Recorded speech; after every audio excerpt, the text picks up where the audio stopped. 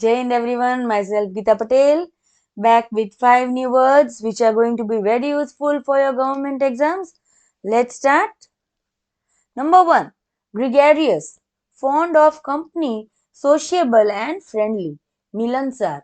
Gregarious मतलब कोई भी कंपनी के बारे में हमें बहुत ही अच्छा और उसकी हमें आतुरता होती है जानने की, और फ्रेंडली होते हैं कोई भी कंपनी से, उसको ग्रीगेरियस बोलते हैं.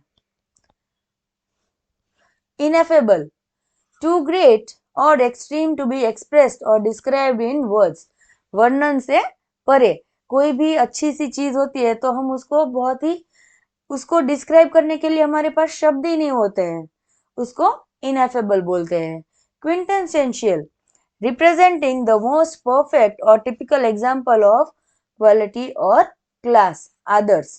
क्विंटेंसेंशियल मतलब रिप्रेजेंट करना, कोई भी परफेक्ट या कोई भी टिपिकल एग्जाम्पल लेके उसके क्वालिटी और क्लास के बारे में बात करना. Number 4, सुपरफ्लोस, unnecessarily, especially through being more than enough. फालतू. सुपरफ्लोस मतलब बिन जरूरी या हमें उस चीज की जरूरत ही नहीं है, वो फालतू है हमारे लिए, उसको सुपरफ्लोस बोलते हैं. मेलिफ्लोस, ऑफ अ वॉइस और वर्ड्स स्वीट और म्यूजिकल, प्लेजेंट टू हियर, मधुर, सुरीला. मेलिफियस मतलब बहुत ही अच्छी वाली म्यूजिक की धुन या कोई भी आवाज होती है तो हमें वो सुनने में बहुत ही मजा आता है, उसको मेलिफ्लोस बोलते हैं. अभी इन्हीं वर्ड्स को लेके स्टोरी सुनते हैं. Kavya was a gregarious, milansar traveler who loved meeting new people and sharing stories by the campfire.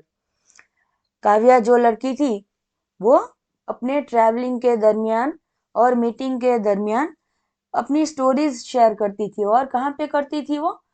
Travelling के वक्त जो कैंप फायर करके सभी लोग बैठते थे तभी अपनी वो स्टोरीज शेयर करती थी. On her journey through the mountains she stayed in a small stone cabin that was the quintessential others retreat, cozy, quiet and surrounded by fresh snow.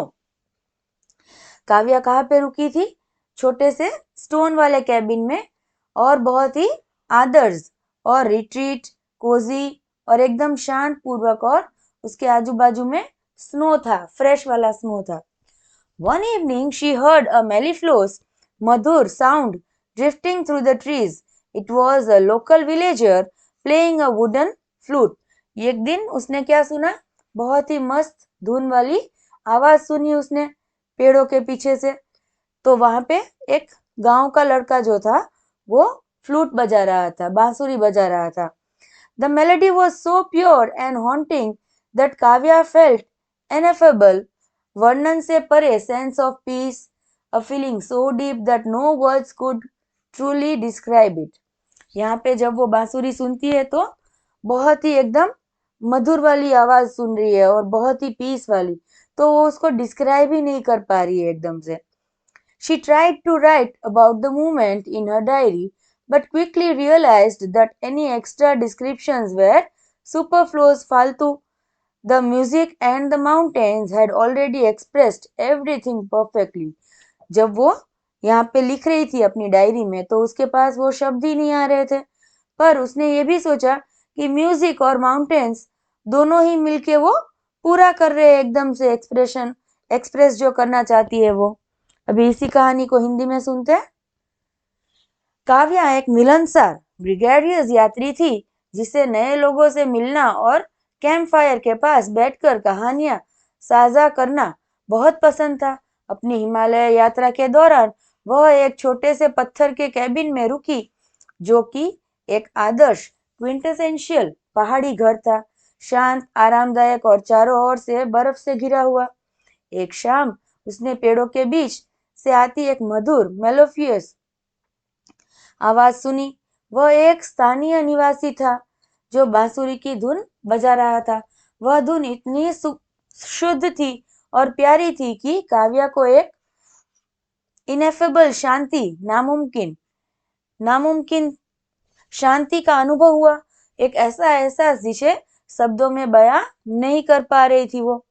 उसने इस पल के बारे में अपनी डायरी में लिखने की कोशिश की लेकिन उसे जल्द ही एहसास हुआ कि कोई भी अतिरिक्त विवरण देने आवश्यक नहीं है, सुपरफ्लुअस नहीं है। संगीत और उन पहाड़ों ने वह सब कह दिया था जिसे पन्नों पर उतारना मुमकिन नहीं था। Hope you all enjoyed this story, और इसी वर्ड्स को लेके आप अपने लाइफ में भी यूज करेंगे ये वर्ड्स किसी के साथ बात करने में, और इन्हीं वर्ड्स को लेके आप मुझे एक स्टोरी शेयर करेंगे। Thank you.